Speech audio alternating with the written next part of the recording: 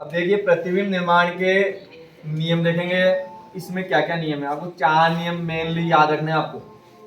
वो क्या क्या है देखिए, मान लो ये हमारा दर्पण है, मिरर है। कौन बताएगा कौन सा है ये, कौन सा है, अवतल है क्या? ये कौन के मिरर है, ठीक है। अगर मान लो ये, इसको क्या बोला जाएगा, मुख्य अक्ष, प्रिंसिपल एक्सिस, क्या बोला जाएगा? तो ये हमारी मुख्य अक्ष है, प्रिंसिपल एक्सिस है। इस पॉइंट को क्या बोला जाएगा? पी, पी फॉर ध्रुव यानी पॉल। ये है एफ, एफ फॉर फोकस बिंदु, फोकस पॉइंट, ठीक है, प्रिंसिपल फोकस। ये क्या है? सी, सी का मतलब सेंटर, सेंटर ऑफ कर्वेचर यानी वक्रता। अब जो पहला रूल है, पहला रूल ये आपको बोलता है, अगर मान लो कोई किरण है, यानी कोई रे है, कोई किरण है, अगर वो मुख्य अक्ष के समांतर आती है, किसके समांतर आती है? तो परावर्तन के बाद वह मुख्य फोकस से गुजरेगी। कहां से गुजरेगी? अगर मान लो जैसे ये कोई रे आई, ये कोई किरण आई, यहां से टकराई, टकराने का मतलब इसका परावर्तन हो गया, रिफ्लेक्शन हो गया। तो after reflection, after reflection it passes through focus point, principal focus, यानी ये कहां से गुजरेगी? प्रिंसिपल फोकस से गुजरेगी, या गुजरती भी प्रतीत होगी, या इट्स अपीयर, मतलब लगेगा ये अपन को। कैसे? इसमें तो गुजरेगी, और अगर मान लो ये कौन सा दर्पण है, उत्तल है क्या? उत्तल, तो उत्तल के अंदर थोड़ा अलग सिस्टम होगा। उत्तल के अंदर गुजरेगी नहीं, गुजरती हुई दिखेगी, अपन को प्रतीत होगी, मानेंगे हम। कैसे? मान लो ये आई, क्योंकि इसमें एफ इधर रहेगा, इधर रहेगा, और इधर क्या रहेगा? सी रहेगा, ठीक है। तो ये क्या होगा? इस तरीके से अपन को दिखेगी ऐसे, ठीक है, इस तरीके से दिख जाएगी अपन को। बोलो कोई प्रॉब्लम? समझ में आ गया?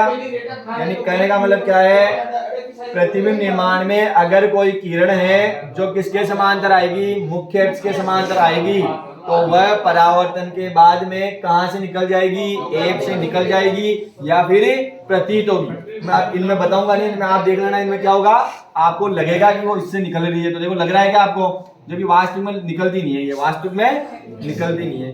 कहने का मतलब क्या है, अगर कोई किरण मुख्य अक्ष के समांतर आती है तो वह परावर्तन के पश्चात मुख्य फोकस से गुजरेगी। हिंदी में आपको लिखना है इसको, लैंग्वेज में, इंग्लिश में लैंग्वेज वाला लिख लेंगे, ठीक है। तो first rule is clear. Second rule क्या है?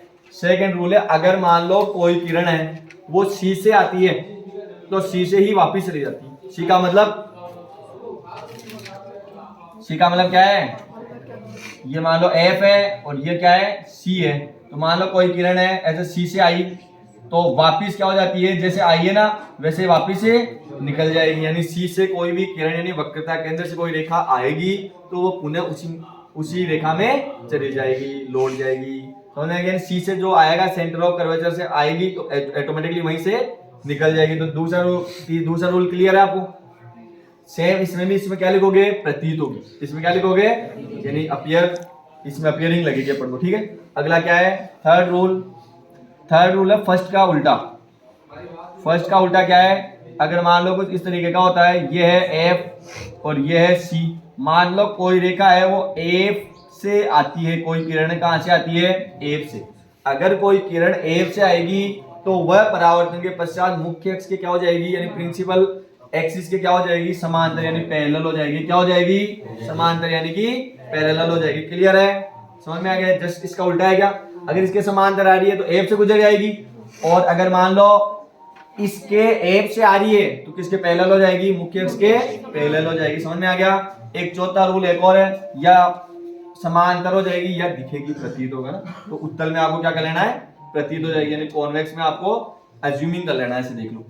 अगला रूल है फोर्थ। ये क्या कहता है आपको? रूल, ये रूल बताएगा आपको, अगर मान लो कोई किरण है इस पी पे आए, किस पे आए?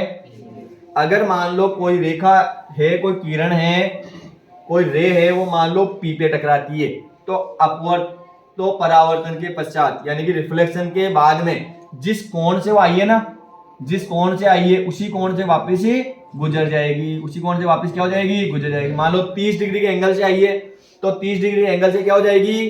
वापिस चली जाएगी। यानी अगर कोई रेखा ध्रुव पे टकराती है तो परावर्तन के पश्चात जिस कोण से आती है उसी कोण से वो लौट जाती है। समझ में आ गया क्या? और इस समय जो प्रिंसिपल अक्ष होता है यानी मुख्य अक्ष होता है, क्या होता है? मुख्य अक्ष वो किसका काम करता है? ये काम करेगा किसका? मुख्य अक्ष किसका काम करेगा? मुख्य अक्ष काम करता है अभिलंब का। किसका काम करता है? यानी नॉर्मल का काम करेगा। किसका काम करेगा? नॉर्मल का। समझ में आ गया कि ये चारों रूल, अगर ये चारों रूल समझ में आ गए तो आप प्रतिबिंब का निर्माण आसानी से कर लोगे। पहला क्या है? मुख्य अक्ष के समांतर है तो एफ से जाएगी, यानी कि अगर पैरेलल है प्रिंसिपल एक्सिस से तो पासिंग थ्रू फोकस या अपीयर हो या सीम होगा ना, लगेगा आपको। और अगर मान लो सी से आ रही है, सेंटर ऑफ कर्वेचर से आ रही है तो ऑटोमेटिकली रिटर्न हो जाएगी, ठीक है, वहीं से चली जाएगी। अगर मान लो एफ से आ रही है तो प्रिंसिपल एक्सिस के पैरेलल हो जाएगी।